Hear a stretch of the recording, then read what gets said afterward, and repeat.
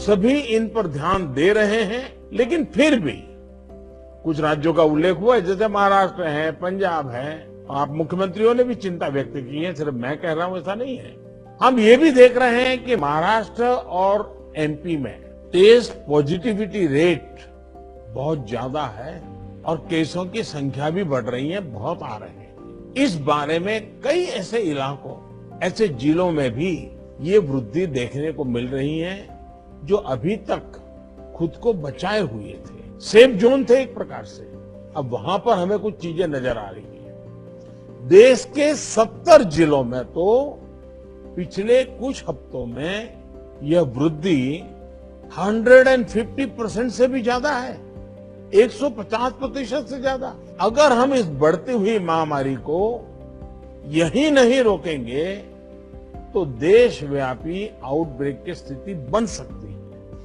हमें कोरोना की उस उभरती हुई सेकंड पीक को तुरंत रोकना ही होगा और इसके लिए हमें क्विक और डिसाइसिव कदम उठाने होंगे।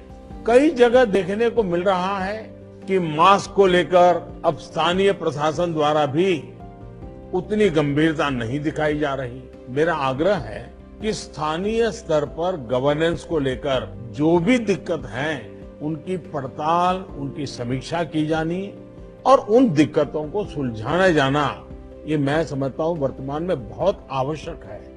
ये मंथन का विषय है कि आखिर कुछ क्षेत्रों में ही टेस्टिंग कम क्यों हो रही है, क्यों ऐसे ही क्षेत्रों में टीकाकरण भी कम हो रहा है। मैं समझता हूं कि ये गुड गवर्नेंस की परीक्षा का भी समय है। कोरोना की लड़ाई में हम आज जहां तक पहुंचे हैं और उससे जो आत्मविश्वास आया है, ये आत्मविश्वास, हमारा कॉन्फिडेंस ओवर कॉन्फिडेंस भी नहीं हो जाना चाहिए। हमारी ये सफलता लापरवाही में भी नहीं बदलनी चाहिए। हमें जनता को पैनिक मोड में भी नहीं लाना है।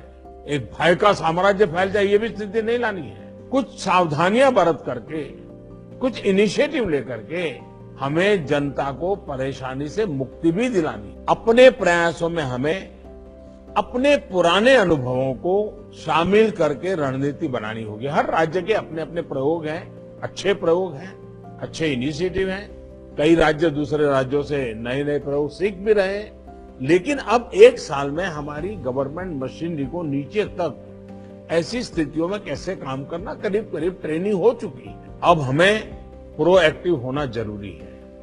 हमें जहां जरूरी हो, और ये मैं आग्रहपूर्वक कहता हूं, माइक्रो कंटेनमेंट जोन बनाने का विकल्प भी किसी भी हालत में ढिलास नहीं लानी चाहिए। इस पर बड़े आग्रह से काम करना चाहिए।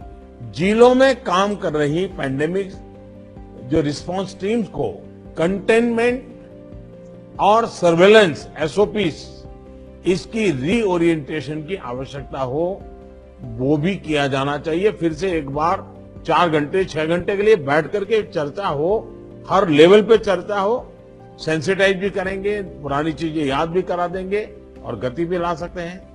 और इसके साथ ही टेस्ट, ट्रैक और ट्रीट, इसको लेकर भी हमें उतनी ही गंभीरता की जरूरत है जैसे कि हम पिछले 1 साल से करते आ रहे हैं। हर संक्रमित व्यक्ति के कॉन्टैक्ट को कम से कम समय में ट्रैक करना और आरटी-पीसीआर टेस्ट रेट 70% से ऊपर रखना बहुत अहम है। हम ये भी देख रहे हैं कि कई राज्यों में रैपिड एंटीजन टेस्टिंग पर ही ज्यादा बल दिया जा रहा है और उसी भरोसे गाड़ी चल रही है। जैसे केरल है, उड़ीसा है, छत्तीसगढ़ है, यूपी है।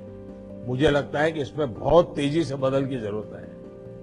इन सभी राज्यों में, मैं तो चाहता हूं देश के सभी राज्यों में हमें आरटी-पीसीटी टेस्ट और बढ़ाने पर जोर देना होगा। एक बात जो बहुत ध्यान देने वाली है वो ये कि इस बार हमारे टियर 2 और टियर 3 शहर जो शुरू में प्रभावित नहीं हुए थे, उनके आसपास के क्षेत्र प्रभावित ज्यादा हो रहे हैं। देखिए, इस लड़ाई में हम सफलतापूर्वक बच पाए हैं, उसका एक कारण था कि हम गांवों को इससे मुक्त रख पाए थे। लेकिन टियर 2, टियर 3 सिटी पहुंचा तो इसको गांव में जाने से देर नहीं लगेगी और गांवों को संभालना हमारी व्यवस्थाएं बहुत कम पड़ जाएगी। और इसलिए हमें छोटे शहरों में टेस्टिंग को बढ़ाना होगा।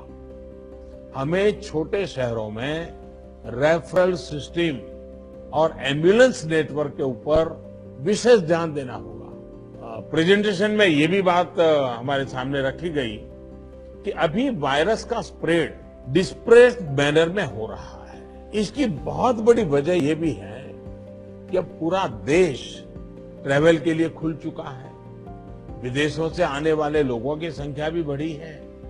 इसलिए आज हर एक केस के ट्रैवल की, उसके कॉन्टैक्ट्स के ट्रैवल की सूचना सभी राज्यों को आपस में भी साझा करना जरूरी है। आपस में जानकारी साझा करने के लिए किसी नए मैकेनिज्म की जरूरत लगती है तो उस पर भी विचार होना चाहिए। इसी तरह विदेश से आने वाले यात्रियों और उनके कॉन्टैक्ट्स के सर्वेलेंस के लिए एसओपी के पालन की जिम्मेदारी भी हमारी अब बढ़ गई है। अभी हमारे सामने कोरोना वायरस के न्यूटन्स को भी पहचाने और उनके प्रभावों का आकलन का भी एक प्रश्न है। आपके राज्यों में आपको वायरस के वेरिएंट का पता चलता रहे, इसके लिए भी जीनोम सैंपल भी टेस्टिंग के लिए भेजा जाना उतना ही अहम है।